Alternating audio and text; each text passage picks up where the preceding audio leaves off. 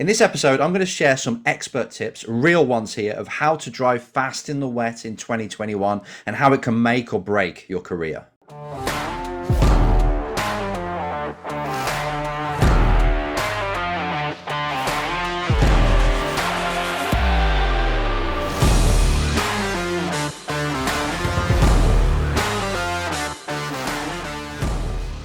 Hello, race drivers. This is Enzo with the Race Driver Coach Show.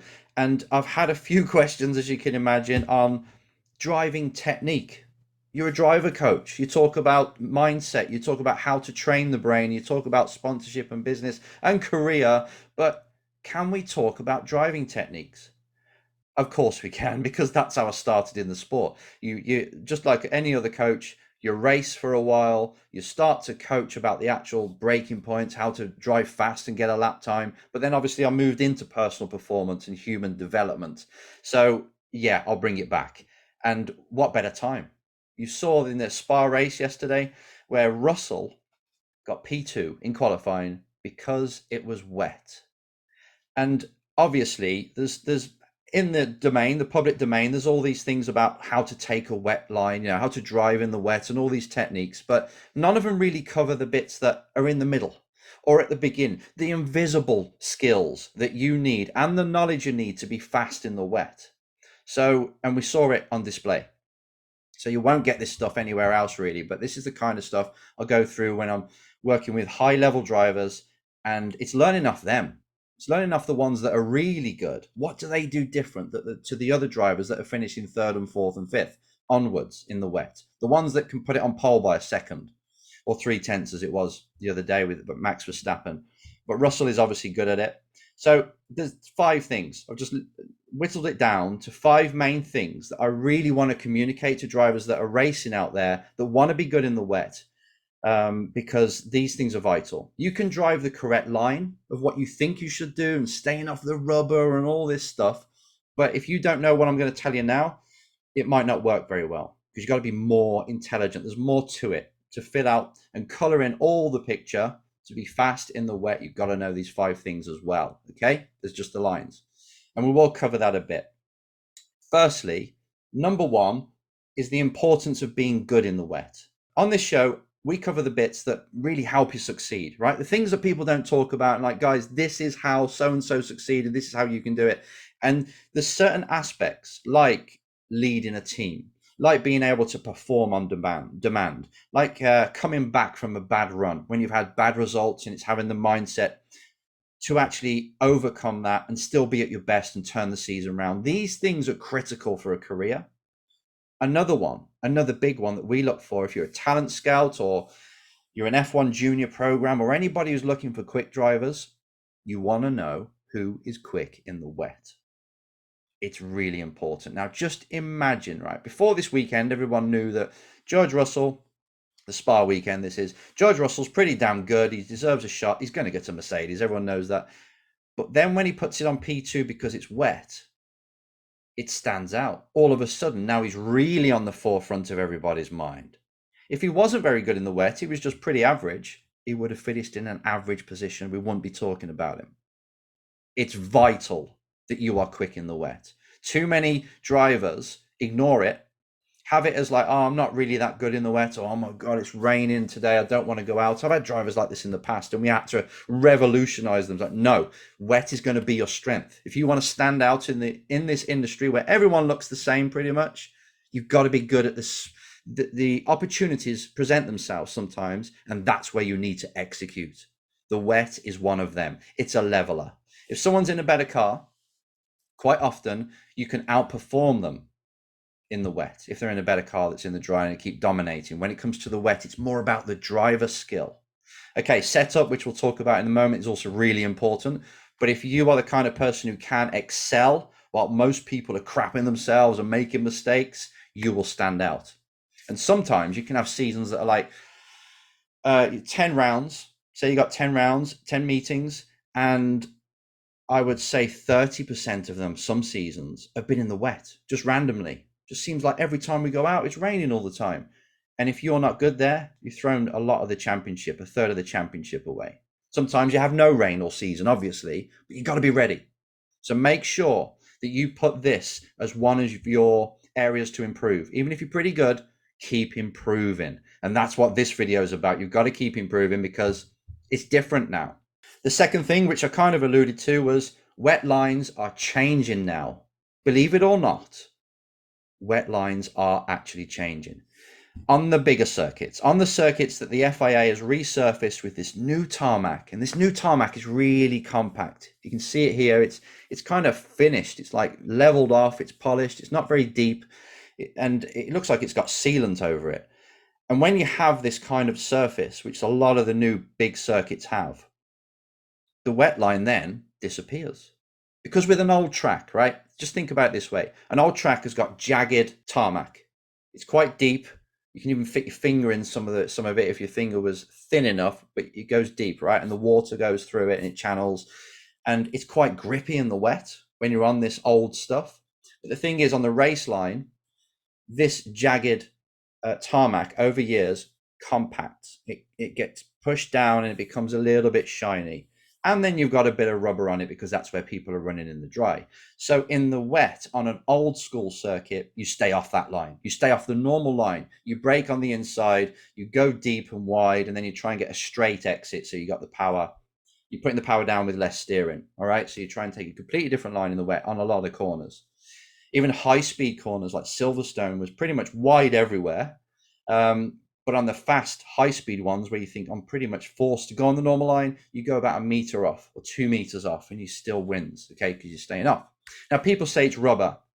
I have a personal belief that just like on the motorway, it's also tram lines. It's also cars are running there. Like I say, they push the tarmac down, so it's not as jagged, but on the outside it is. And it's there you want to be. However, the new tarmac is pretty, because it's new, it's pretty the same from left to right of the circuit, but also it's that compact, you can't really push it much more down. So it seems like the rubber's not sticking to it as much as it did, if rubber's the reason we drive off the line, which everyone believes. But also, you go offline, you go online, it's similar. And we noticed this a few years ago in F3, FIA F3. I took a driver there, I was with a driver there, and he is super fast in the wet, yet he wasn't near the top to start with. He's like, what's going on? I can beat all these douches in the wet, no problem. And then we noticed that they're all driving on the dry line around Barcelona in the wet, and it was working. P1 guy was just driving normal. So what the heck's going on here? And then it's the new tarmac. It's the new type of tarmac. It doesn't matter if you're online, offline, or it doesn't matter as much. Depends on puddles and things, right? And if it was heavily rubbered before, of course. So that really was an epiphany. And since then, we've noticed that all these tracks that are getting resurfaced, it doesn't matter so much about the bloody line anymore. You take the line that gives you the best minimum speed and the shortest distance possible. If that doesn't work, then you can do a wide line, obviously. And there you are. And also, the white lines on the outside, the curbs, they used to be shiny. So if you touched them in the wet, that was it, game over. Now they're super grippy. You rub your foot across the tarmac and where it touches the white line, it stops at the white line. It's like gritty. It's not perfect to use, but you can use them in the wet now. So they become part of the line. And you'll see in turn one at Spa, people were using the curb. And now you used to use the curb, obviously, sometimes in some corners to get the weight transference, heavier weight on the outside in a wet situation. The tire will go down into the tarmac more, fine. But they were using it and making it work, not getting any wheel spin on the exits that much, really, compared to what they used to. So I just want to say that all these wet line theories that people have got now, we've got to sort of rewrite the book at certain circuits. If you go to old school circuits, still the same. You go to new ones, you're thinking, okay, if the tarmac's the same, the curbs are grippy, how do I take this corner now? And looking at last weekend at Spa, looking at analytics meets racing F1. Thanks for putting this up. A great little side-by-side of George Russell and Lewis Hamilton. Now I want to show you what I'm talking about here. So looking at these side by side now, started the lap, they're both on the white line. If anything, Lewis is a little bit ahead.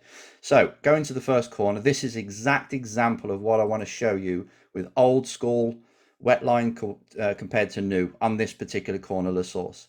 Fairly similar line at the minute. Lewis is starting to come over to the left a little bit more. But what happens is George goes in tight, while Lewis goes for this old school line. Okay, so he goes off the rubber, he goes straight. We're on the curb with George Russell at the minute. A bit slower on the minimum speed. You can see 10 kilometers, 11 kilometers difference, but it's a shorter line. So by the time you come out, you can see the white wall on the right with the red stripe there. That's where George is. Look how far Lewis is from there. What a loss. It's huge. So it just goes to show on a very classical corner like this, where it's a hairpin, where it's a no-brainer. Brake tight, go deep onto the nice grippy tarmac on the outside and get straight coming out. No, not anymore. Just go in a little bit tighter, get in, use a little bit of curb and go, because you're shorter distance. Even though you've lost the minimum speed, you're a shorter distance and you're out of there. And there's traction coming out, which is important. That's what used to stop us. When we came out of a corner tight in the wet, you couldn't put the power down in a rear wheel drive front as well, because it would just oversteer. But now the tarmac's changed, guys. So you've got to catch up with this. However, now let's look at a corner that George Russell takes the classical wet line and Lewis doesn't. Lewis takes a more drier line, if you like. Complete role reversal. So going to this corner, you can see the blue bridge there. Lewis is still behind at this moment. Coming towards it, at the start of the actual entry curve on the left, you can see how far Lewis is from him. Now, this is interesting. George Russell goes a bit wide. He has a little bit of oversteer, but it doesn't really slow him down. 120 is his minimum speed, and he's on a wide line. Whereas Mr. Lewis Hamilton, he comes out, goes a bit like a bit like Russell did in turn one. He goes in just a little bit tight, a tiny bit tighter than a dry, gets pretty much a dry line. His minimum is 125, and then all of a sudden, Lewis is caught up. They're virtually neck and neck, not far behind. So I want you to keep this in mind. The new way of driving the wet is different to what it was 4 years ago, say, depending on the track. So you go to some circuits, it's fine, it's like it has always been, but you go to the new ones, or one that's been resurfaced, one that's got different types of curbs now, and you got to ask yourself, has it changed? Who can answer that? You're the only person that can answer that, but you've got to make sure that you do your homework, and when you're on the track, you find the grip. Which leads us into number 3. The third thing I want to tell you is to have the confidence to try things each lap. This takes me back to when I was watching Verstappen in F3 at Hockenheim at the Mercedes corner. You've probably seen the corner, you've probably been there. And I was coaching his teammates, so I was obviously watching his driving very closely because he was good in the wet. And I was watching him trying different lines, different things, different braking techniques, using the curb sometimes on the apex, even on the exit, trying the curb just to see if he could get away with it. It's like, oh, no, can't. Too much oversteer. Bring it back, try a different line. But he was constantly going. And then when it came to wet time, he's got to put a proper lap in now, bang, he knew what to do. And then when it started to change conditions, it started to get a little bit of a dry line again, he started experimenting where everyone else was just doing the same thing over and over again. Now, I'm not bigging him up saying he's the best thing since sliced bread. He's pretty damn good in the wet, very good in the wet. So you have to learn off these people, and that skill of you having the confidence really to try things. You know, this corner that's coming up now, turn 5, I'm going to try something different. I'm going to try and brake on the left, not go all the way to the right. I'm going to try and do a deeper line like we saw in turn 1, or at the other corner in turn 14. Some people call it Stavolo, some people call it Campus. And you find out what works. You check the data. You check the video. Video is even better if you've got on board, because you can see then side by side if it worked or not. Data sometimes is hard to read in the wet, to give you the truth, because of distance. Now remember this, people. Distance is so important. If you can go through a corner on a shorter line without losing too much speed, lose a little bit but not too much, it wins normally. Better than going on a wider line and you've got a little bit more minimum speed, but you've done like 5 meters more, unless you've got a long straight and you need the speed coming off it. It doesn't really work. Like even then, because you've got Eau Rouge, going back to the video, the side by side, you've got Eau Rouge, right? So you got the first corner, then you got Eau Rouge, the fast one. It wasn't really a straight, so that tiny bit of speed more that Lewis had coming out, it didn't really gain him anything because you drag it all out going up Eau Rouge. So each corner's so different, but this is why driving's so difficult. It's not just brake here, turn there, apex there, and put the power on the apex. You as a driver have got to feel the difference. You've got to figure out if it's working or not. You've got to look at all these millimeter things of a corner to get it right. That's why driving is so difficult. This is the kind of stuff you cannot work on the sim very well, because it's feeling. You just know that you just rotated the car well. And as soon as you feel you can unlock the wheel and put the power on, you do. But that's like intuitive. That's what you learn in the car. So just going back to this, make sure that you have the confidence to try things and not just sticking to the same thing, doing the same thing over and over and over again, because you're never going to improve. It's up to the driver that goes out there and finds the grip. Be that driver. The fourth thing is you must get your tire pressures right. Okay, this isn't driving technique, but this is still important in the wet. You have to have the correct tire pressures. If you're doing your own tire pressures, obviously you start to bleed the pressures out if it gets drier, and you pump them up a little bit if it's staying wet or getting wetter. We had this happen twice in the last 2 years on the wrong side. The team basically went the wrong way because they thought it was going to dry up, or they went the wrong way because they thought it was going to get wetter. It didn't. It went the opposite way. Even last time out with Liam, DTM, same thing.